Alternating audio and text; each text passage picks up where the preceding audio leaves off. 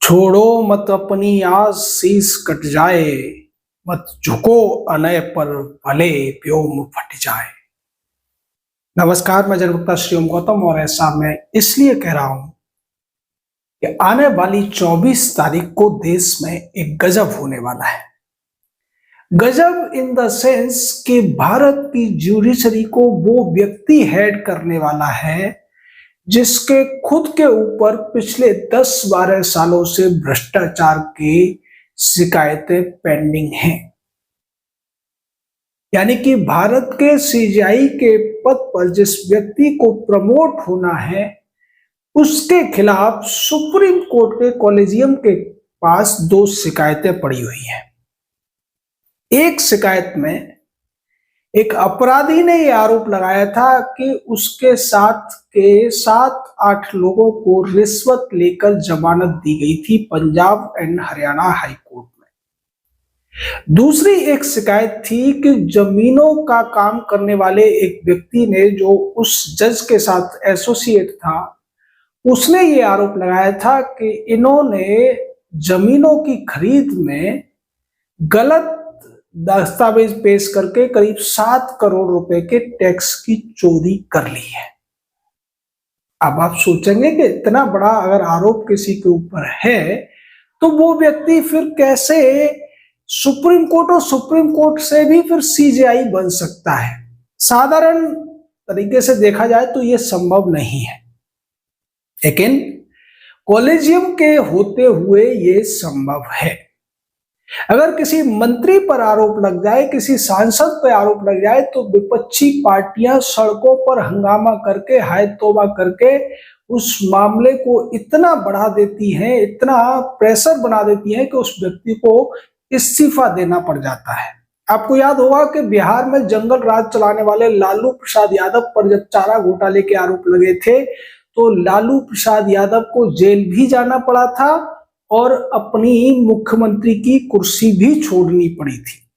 हालांकि भ्रष्टाचार के आरोप में केजरीवाल जैसे लोग जेल गए, लेकिन सुप्रीम कोर्ट की कृपा से केजरीवाल अपने पद पर बने रहने में कामयाब रहा था। दूसरी तरफ अगर हमारे देश के प्रधानमंत्री पर भी ऐसे आरोप लग जाए तब भी वो अपने पद पर नहीं रह सकते।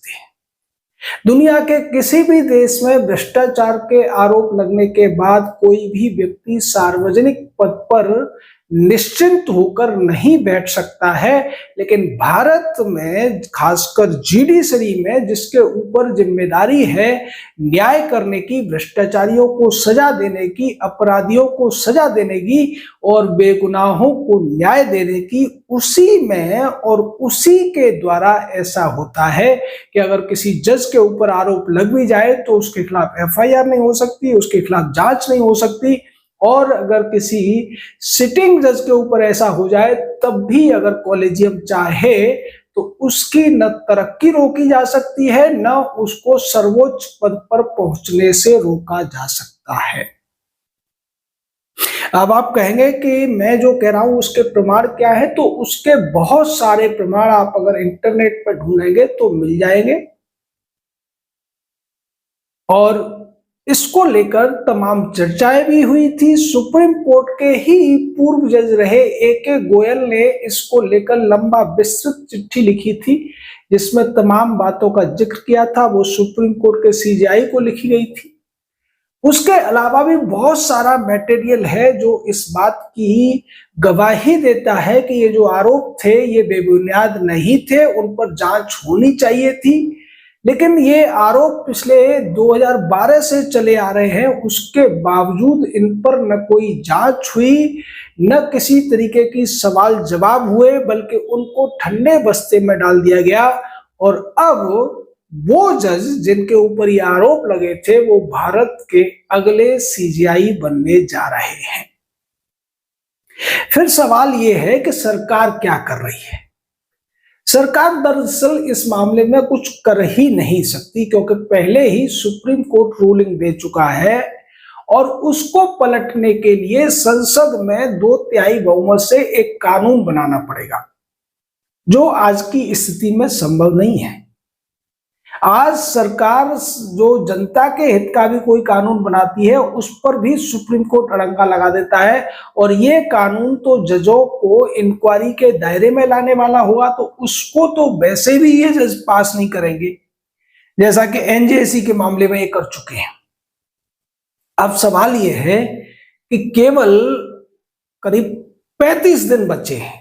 इन 35 दिनों में कोई ऐसी ताकत है जो इस काम को होने से रोक सकती है? तो उसका जवाब है कि नहीं, ऐसा भी नहीं हो सकता। अब जस्टिस सूर्यकांत भारत के सीजेआई बनने ही वाले हैं, क्योंकि कुछ ही दिनों में, 1-2 हफ्ते में उनके नाम की सिफारिश जस्टिस बी.आर. गवई राष्ट्रपति को कर देंगे। और ये परंपरा है पिछले 30-35 सालों से कि जो भी सीजेआई होता है वो अपने उत्तराधिकारी के नाम की सिफारिश कर देता है, और जैसे ही ये सिफारिश होती है उसके बाद जो वर्तमान का सीजेआई होता है वो कॉलेजियम के फैसले नहीं करता है, यानी नियुक्तियां नहीं करता है। तो अब जितनी नियुक्तियां होनी है उन नियुक्तियों को करने के बाद में बी.आर. गवई जस्टिस सूर्यकांत के नाम की सिफारिश कर देंगे, और राष्ट्रपति प्रधानमंत्री का कार्यालय उस पर केवल मोहर लगाने का काम करेगा, जो देश के लिए एक बहुत ही विस्मयकारी घटना होगी। इस पर बहुत ज्यादा चर्चा भी नहीं हो रही है, बहुत से लोग उस मामले को भूल चुके हैं, जबकि होना तो ये चाहिए था कि इतने बड़े पद पर जिस व्यक्ति को बिठाया जा रहा है या जिस व्यक्ति का नाम आगे बढ़े, उस पर किसी भी तरीके का कोई दाग नहीं होना चाहिए।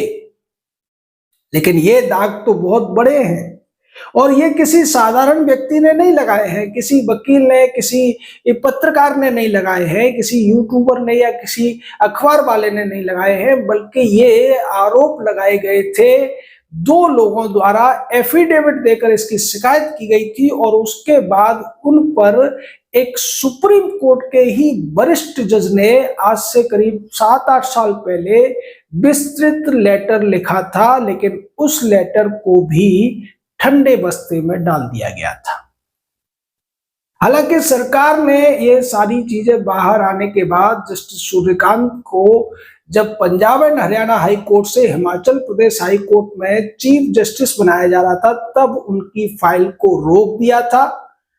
लेकिन कॉलेजियम के आगे सरकार की भी नहीं चलती है, उनके नाम पर कॉलेजियम अड़ गया, और बाद में जस्टिस सूर्यकांत को उनके ही हाई कोर्ट से सुप्रीम कोर्ट जाने वाले जज के ऑब्जेक्शन के बावजूद, जस्टिस ए के गोयल के ऑब्जेक्शन के बावजूद जज बना दिया गया, चीफ जस्टिस बना दिया गया हिमाचल प्रदेश हाई कोर्ट में।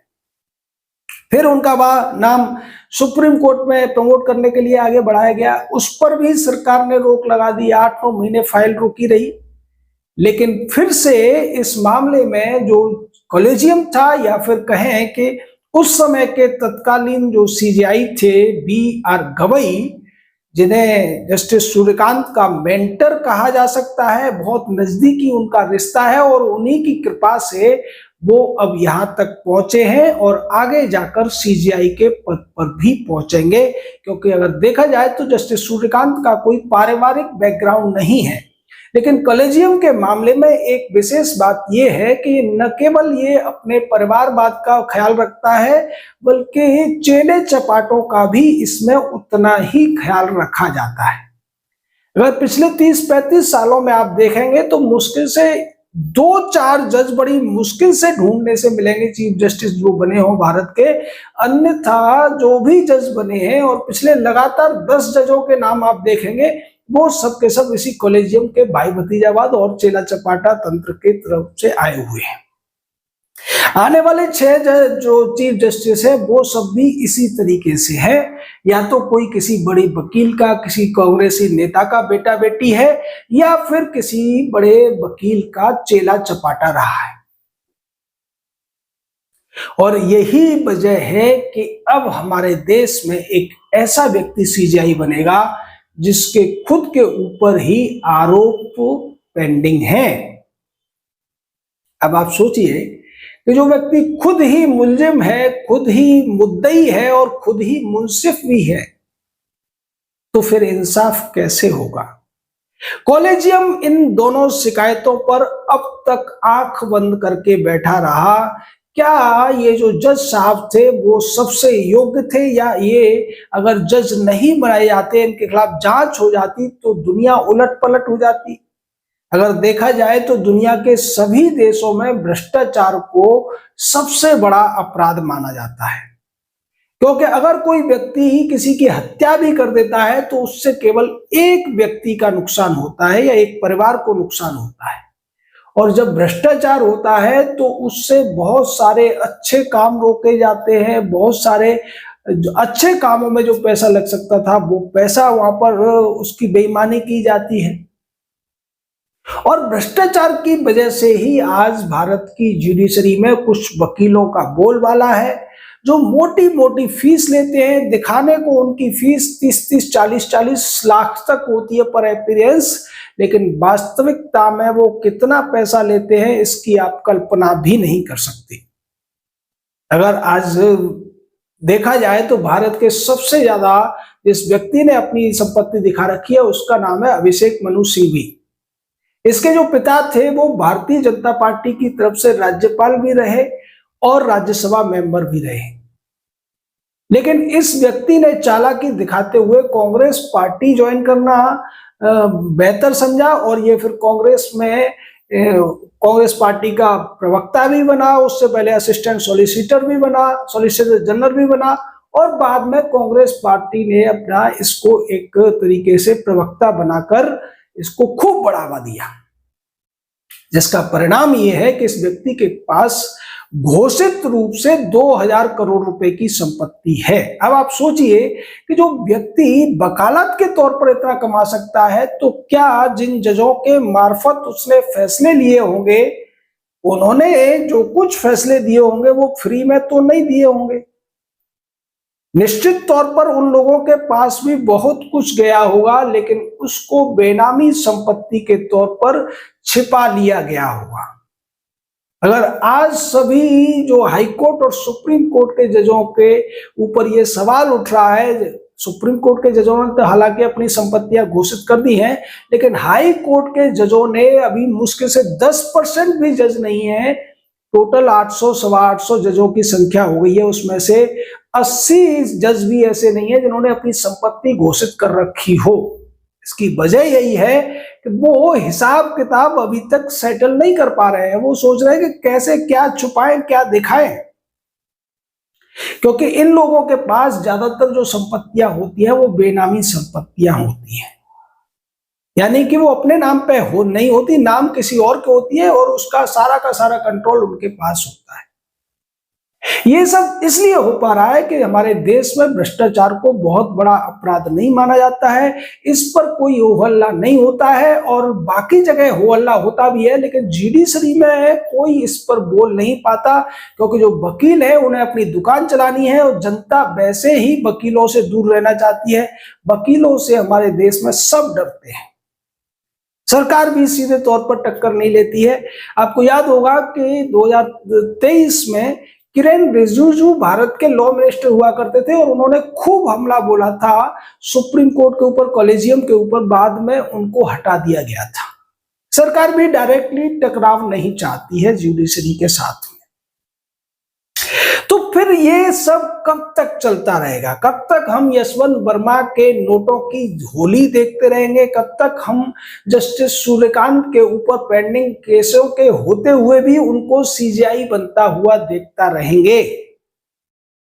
इसके लिए अगर कोई एक्शन ले सकता है, इस देश की जनता है। जनता को जागरूक होना पड़ेगा, जनता को सवाल उठाने पड़ेंगे। हम नहीं कहते कि आप हंगामा करिए, सड़कों पर बहुत ज्यादा उपद्रव करिए आप, लेकिन उसको अपनी अभिव्यक्ति दीजिए। आज सबके साथ पास में ये जो मोबाइल का एक सोशल मीडिया का एक यंत्र है, इसके माध्यम से आप अपनी अगर राय देंगे तो वो राय सुप्रीम कोर्ट भी पहुंच रही है, वो राय सरकार के पास भी पहुंच रही है, वो सांसदों के पास भी पहुंच रही है। और जनता की राय को न सरकार नकार सकती है, न सांसद नकार सकते हैं, न पार्टियां नकार सकती है, ना ही खुलकर सुप्रीम कोर्ट नकार सकता है। सुप्रीम कोर्ट तो सोशल मीडिया से इतना डरा हुआ है कि अब उन्हें हर बात में सोशल मीडिया का डर नजर आता है। इसलिए हम आपसे कहते हैं कि इस देश को अगर बचाना है, गरीब लोगों को, जो साधनहीन लोग हैं, उन्हें न्याय दिलाना है, तो इस कॉलेजियम को खत्म करने की इस मुहिम के साथ आपको जुड़ना पड़ेगा।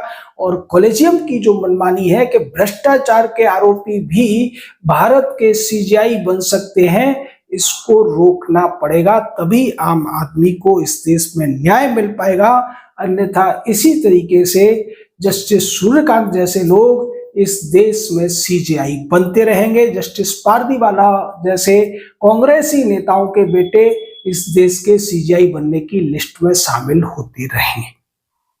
आपका इस पूरे मामले पर क्या कहना है, अपनी राय दीजिए। शब्दों की मर्यादा बनाए रखिए। जय हिंद, जय भारत।